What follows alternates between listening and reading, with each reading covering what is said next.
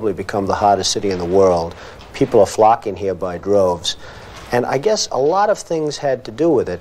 Mostly, I feel, it was the psychology of making New York a winner as opposed to a loser. Probably it's the greatest thing that the city ever did, and I think the city is the first to acknowledge it. They went overboard. They gave a tremendous break for the first time, actually, in the history of New York. We got this commercial tax abatement. We took a building that had one person working. We now employ 2,000 people, and we employed during peak construction periods over 4,000 people. And we congratulate Donald Trump today. Thank you very much, Clay. I appreciate it. We've employed 5,000 construction workers. There'll be many people employed in running the building, and I think it's a very important step for New York. I think it's a vital step for New York. Anytime. I think it's great. We're going to release 10,000 balloons, so have a good time. When did you first get the idea for the Trump Tower? We really had the idea about 3 years ago when we realized the site was available, and we wanted to do something great. And this is really how it all came about. Oh, you really have. What was the economic situation in New York back then? The economic situation for this location has always been great. In good times and bad times, Fifth Avenue and 57th Street has always really been very strong. You see it just in the play today. It's an exciting game. The people are going wild.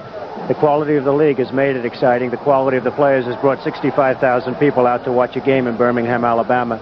I suspect that Bear Bryant might be looking down on the stadium right now. Last year, it appeared that the USFL had a good plan A. They came out of the block strong. Big start. No plan B. Plan B looks like it's in place this year. Well, I think last year, I disagree with the way it was handled last year, frankly. You know that. I've been very open.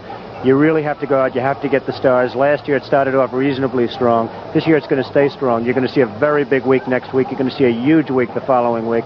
It's going to stay strong. It's going to stay strong for a long time. All along from 72nd all the way down to 59th, we're going to have magnificent marinas, shopping, restaurants, everything all over the Hudson River. How much trouble is the city giving you? How much trouble are West Side community people giving you? Well, trouble. I mean, what's trouble? I've had trouble all my life as far as that's concerned. If you just decided I'm going somewhere else, I'm going to live in a trailer, and you wanted to sell off everything, you'd start with your real estate development, all of your real estate holdings, and whatever else you have, your casinos, so on and so forth. You sold everything. Right. How big would that check be that you put in your pocket when you headed west for the trailer? Well, I hate to disappoint, but I have zero idea, David. How come this seat is at such a low level? You know, I'm looking at him. He's got this stage rigged, folks. No. But that seat is a good six inches higher than my seat. And so am I. Huh? I see. I think that people should make a contribution, and a major contribution, other countries, to this country for what we're doing to keep their freedom and to keep them free and to allow them to be free. And would you rather have that, or would you rather see this country to go totally bust in another couple of years because this country cannot afford to defend Japan and every other country in the world? It just cannot afford it. It wouldn't be a tax. It would be more a payment in kind, like for landing space at airports, right? It would be, you could call it anything you want. Yeah. To be perfectly honest, I don't care what it's called, but I think that Japan and all of these other countries should certainly pay. They can well afford to pay. Are you a Bush Republican? No, I think I'm really, the people that I do best with are the people that drive the taxis. You know, wealthy people don't like me because I'm competing against them all the time, and they don't like me, and I like to win. The fact is, I go down the streets of New York, and the people that really like me are the taxi drivers and the workers, et cetera, et cetera. I mean, I really get a great response. Why are you a Republican? I have no idea. I mean, I am a Republican because I just believe in certain principles of the Republican Party. I was with George Bush today. I listened to George Bush. I listened to what he said, and I believe very strongly in what he said. I think he is going to be a great president. Why not the tour de USA or tour de New England? Why not just drop the name Trump? The problem is you wouldn't be here doing an interview right now. That's the problem. And we've gone over it, and I would have almost preferred if we could have done without. And somehow now it's been almost received beautifully. It's just been so successful and so nice, and the coverage has been so fantastic. A lot of the races came actually because of the name. So the name has been a plus, and again, I wanted to be successful because that's important for the name. Let's look ahead. 10 years from now, where do you feel the Tour de Trump will be? I think that with a little maturity, with a little time, with a little effort, and with NBC's help, we'll make this the equivalent of the Tour de France. They were supposed to take my helicopter, but they didn't want to wait for 2 hours because mine was coming back, so they rented a helicopter from an outside company that probably didn't know what they were doing and gone. Now, they call me, and they say to me, walking out of the office waving, "We'll see you in an hour, we'll call you in an hour, do you want to come?" And I'm almost saying yes, and I just decided I was too busy. You know, fortunately, I was doing something where I was busy. But They said, we'll call you in an hour. And then I get a call from one of the secretaries, Mr. Trump, they never showed up. Could you explain? Do you know where they landed? And you don't even think about it. You say, well, I'm sure they landed at maybe a different airport. They landed on the roof of one of the buildings where we have heliports on all the buildings. And then all of a sudden you get a call from the police saying, Mr. Trump, I'm sorry to inform you. And it is a shocker. But it showed me how fragile life is. Just briefly, you conceive of a development in a site. It usually starts with a piece of land. You conceive of this. You go and you get your zoning, or you have your zoning. You get your architects, you get your engineers, you get your planners. You design something that you think is going to be nice and economic and all of the things that it's supposed to be. You then go out and get your financing, ideally. You used to go out and get your financing. Today you don't even think about it. You then go out and get your financing, you build your job, you hopefully have a success, and you've created a lot of jobs in between for lots of people that are buying lots of different things for the families, including other homes, et cetera, et cetera. I watched Mike, and I've been with Mike, and I've seen him, and people really take advantage of this man. And I want to tell you something. I think this is one of those examples. Now, I know we have a system of juries, and I know we have a system where if you're found guilty, you're guilty. But somebody like me, maybe who has a little bit more independent streak, can say, hey, Mike Tyson, in my opinion, should really be given another break. I mean, they put him in jail before he was even guilty, as far as I was concerned. Do you believe he'll fight again, and do you believe he'll ever be the heavyweight champ again? I think he'll fight again. I don't know that he'll be the heavyweight champ again. In the prison that he's in, they don't allow boxing. That's a long layoff. For whatever reason, you have a closed mind. I don't know why. Perhaps you could tell me. No, Mr. Trump, I have a closed mind against evidence that is not substantiated. Oh, well. I have a closed mind against statements that are made about other people in generality. You're going to be very embarrassed in 2 years, sir. You go on a radio show and you say, now some drunken Indians want to come down here and open a reservation. I didn't say that, sir. Quote it. I didn't say that. Who said that? Who said that? I'd like an apology right now, because I didn't say that. Imus opened the broadcast, so, excuse me, Mr. Imus said that. Okay, could I please have an apology? You can have an apology. Thank you, sir. It looks a little, Cheap? yeah, it looks cheap. Yeah. You mean the amount of money? Well, the amount of money. Not so bad. Somebody gets married and it doesn't work out, you get $1 million. I mean, you know, and I think $1 million is a lot of money. No, you don't. No, I don't, actually. See you in the limo. All right. Hello? I told you not to call me on this line again.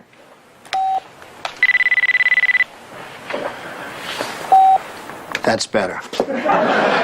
I will say that last year, before I owned the Miss Universe contest, I went to the Miss Universe contest last year. It was in Las Vegas. And I felt that Alicia was one of the most beautiful women I'd ever seen. It was incredible. And all of the folks that were here agreed with that. Alicia is like me and like a lot of other people. I love to eat. We all love to eat. Not all of us. Some of you are lucky, but we eat. We like to eat. And she had tremendous pressure put on her with the win and everything else. Plus, she was going from country to country, all foreign places.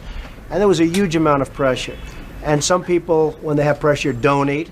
And some people, when they have pressure, eat too much, like me, but like Alicia. And I'm not even sure that he shouldn't have just gone in and taken the Fifth Amendment and said, look, I don't get along with this man, Starr. He's after me. He's a Republican. He's this, he's that. And, you know, just taking the Fifth Amendment. It's a terrible thing for a president to take the Fifth Amendment, but he probably should have done it. I don't think he could have done any worse than what's happened. It's such an embarrassment to him. I mean, I see him walking around. It's like a terrible embarrassment. And you think when you see him doing this, what comes to your head as a businessman about the miscalculation he made? Well, it's just that there are so many miscalculations. As you know, and the people in this room know better than anyone, putting money and investing money in Cuba right now doesn't go to the people of Cuba. It goes into the pockets of Fidel Castro.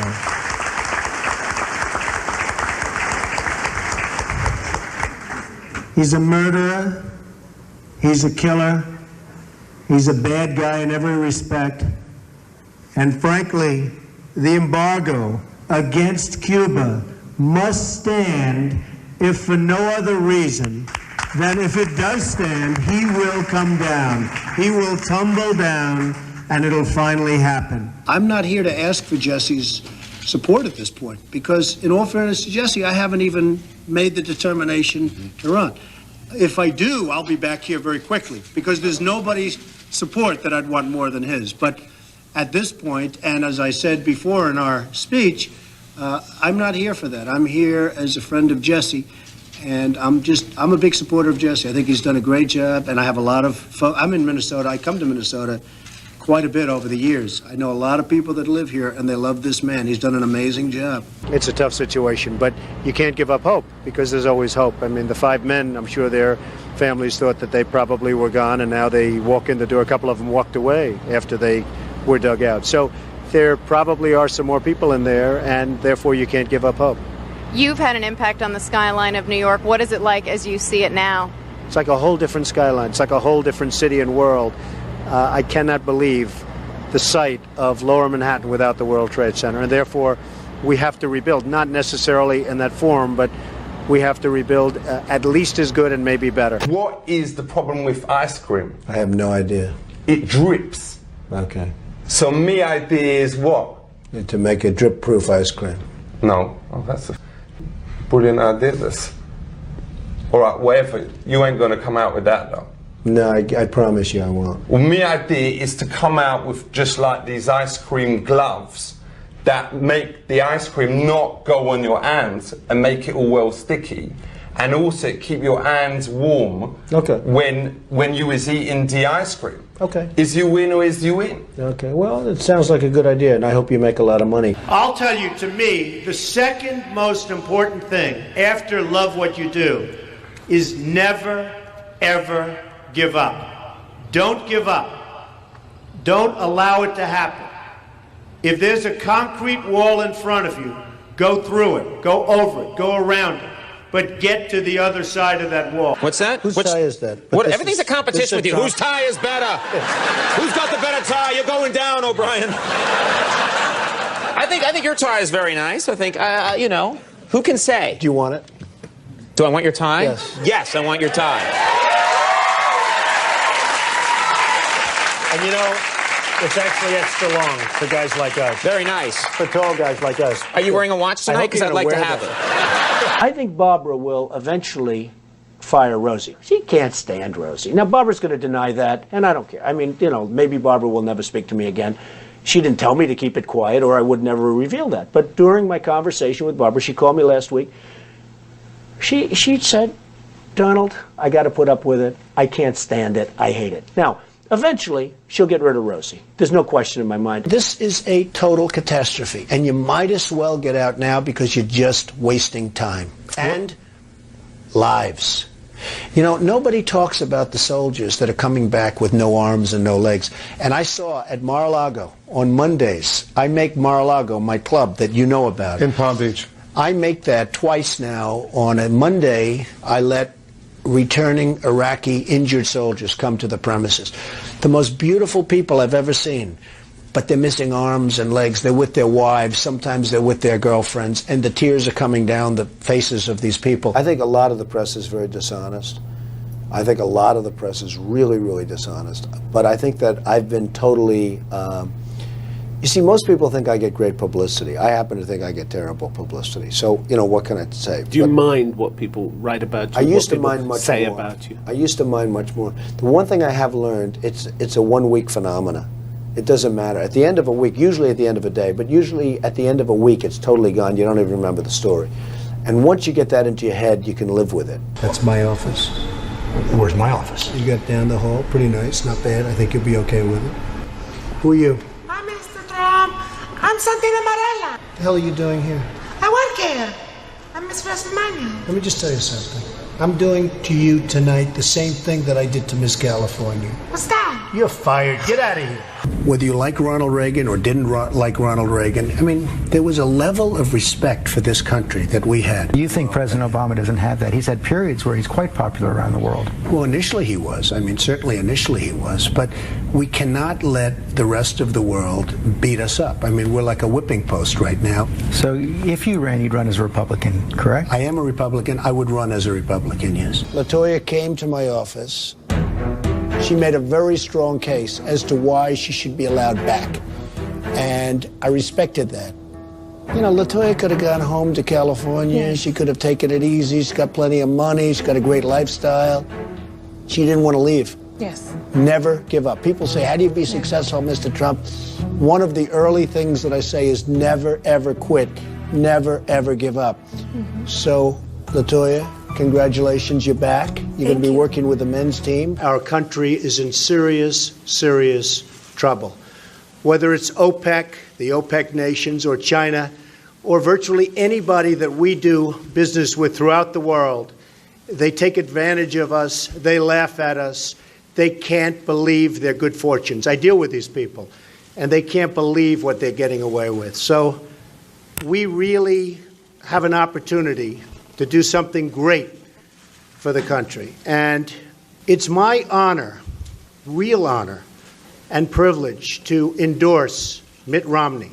I bring a little piece of Russia to you. You ready for this? Go ahead. Oh. Wow. Now, I'd put it up, I'll mess up my hair, but huh? You don't have to. I know, it's so beautiful, AJ. I know your viewers want that sucker on, though. Go ahead. Wow, that is really... You're looking very Russian. That is really nice. Now I feel, now I belong. I just bought Turnberry, the great Turnberry, home of the British Open, which they call the Open Championship because it's probably the most important of the majors. And it's just a great thing. And that's 1,000 acres on the ocean. And you just don't lose money with that. And the clubs do very well. I don't want to close it. I don't want to sell any, but it's great real estate. The other one minor thing, too, I've made tremendous deals because of my relationship to golf. I play golf with people that love golf. And I become great friends with them. I have so many friends. I don't want to mention names. You make deals on the golf course? I make deals because of golf. I have so many wonderful friends. Tax guys getting in on this. You used to call me on the cell phone. Some people dance like this. Call me on the cell phone. I swear it's cool to dance like this. And even tonight, with all of the heated back and forth between my opponent and me at the debate last night, we have proven that we can actually be civil to each other. In fact, just before taking the dais, Hillary accidentally bumped into me, and she very civilly said, "Pardon me."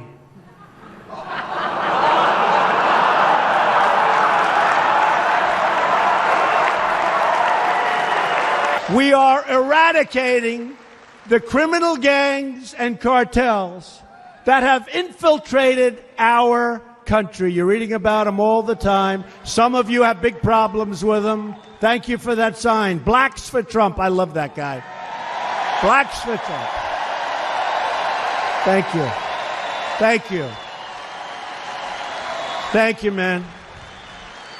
That's great. That's really cool. I appreciate it. We have solutions that will pass the House and Senate right now and will not shut down the government, and that's what we're urging you to do. Not threaten to shut down the government because let me just finish, because you can't get your way. The last time you shut it down, you got killed. Let me say something, Mr. President. You just say my way or we'll shut down the government. We have a proposal that Democrats and Republicans will support to do a CR that will not shut down the government. We urge you to take it. And if it's not good border security, I won't take it. It is very good border security. And if it's not good border security, I won't take it. It's what the Because when you look at these numbers of the effectiveness of our border security, and when you look at the job that we're doing with our military... You just said it is effective.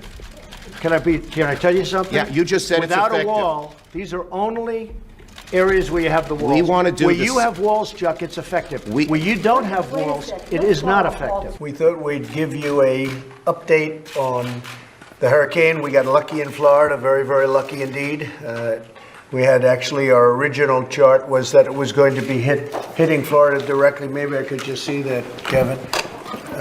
It was going to be hitting directly, and that would have affected a lot of other states. But that was the original chart, and you see it was going to hit not only Florida but Georgia. Could have was going toward the Gulf. That was what was originally projected, and it took a right turn. After consulting with our top government health professionals, I have decided to take several strong but necessary actions to protect the health and well-being of all Americans. To keep new cases from entering our shores, we will be suspending all travel from Europe to the United States for the next 30 days. The new rules will go into effect Friday at midnight. These restrictions will be adjusted subject to conditions on the ground. There will be exemptions for Americans who have undergone appropriate screenings. After this, we're going to walk down, and I'll be there with you. We're going to walk down. We're going to walk down anyone you want, but I think right here we're going to walk down to the Capitol, and we're going to cheer on our brave senators and congressmen and women, and we're probably not going to be cheering so much for some of them, because you'll never take back our country with weakness. You have to show strength, and you have to be strong. I know that everyone here will soon be marching over to the Capitol building to peacefully and patriotically make your voices heard. Today we will see whether Republicans stand strong for integrity of our elections. And we fight. We fight like hell. And if you don't fight like hell, you're not going to have a country anymore. Believe me, she would not be my first choice, that I can tell you. Man. You don't know. That would not be my first choice. When you said in that video that Ms. Leeds would not be your first choice, you were referring to her physical looks, correct? Just the overall, I look at her, I see her, I hear what she says, whatever. You wouldn't be a choice of mine either, to be honest with you. I hope you're not insulted. I would not, under any circumstances, have any interest in you. One question about what happened when you had those It included a raid on my documents. house. That's what it included. But They you'd didn't raid. you'd gotten a they subpoena didn't raid and they had not Biden's been house. turned over yet. They didn't raid Biden's house. You know what happened? They put him in the house. That's the one with the Corvette, where the documents were laying all over the floor. That was fine. And you know who happens to be at Mar-a-Lago? Secret Service, and they're phenomenal. I have Secret Service. He didn't have Secret Service. The other thing, the vice president cannot declassify. He didn't have the right to declassify. He has documents from when he was a senator. And even Democrat senators say, I can't believe it. No. That's the question that investigators have, I think, is why you held on to those documents when you knew the federal government was seeking them and then had given you a subpoena to return them. Are you ready? Are you ready? Can I talk? Yeah, what's You the mind? answer? Do you mind? I would like for you to answer the question. Okay, it's very simple to answer. That's why I asked it. It's very simple to, you're a nasty person, I'll tell you. I started to, like this, turn to my right and was ready to begin a little bit further turn, which I'm very lucky I didn't do, when I heard a loud whizzing sound and felt something hit me really, really hard on my right ear. I said to myself, wow, what was that? It can only be a bullet. And moved my right hand to my ear, brought it down. My hand was covered with blood, just absolutely blood all over the place. I immediately knew it was very serious, that we were under attack, and in one movement proceeded to drop to the ground. Bullets were continuing to fly as very brave Secret Service agents rushed to the stage, and they really did. They rushed to the stage.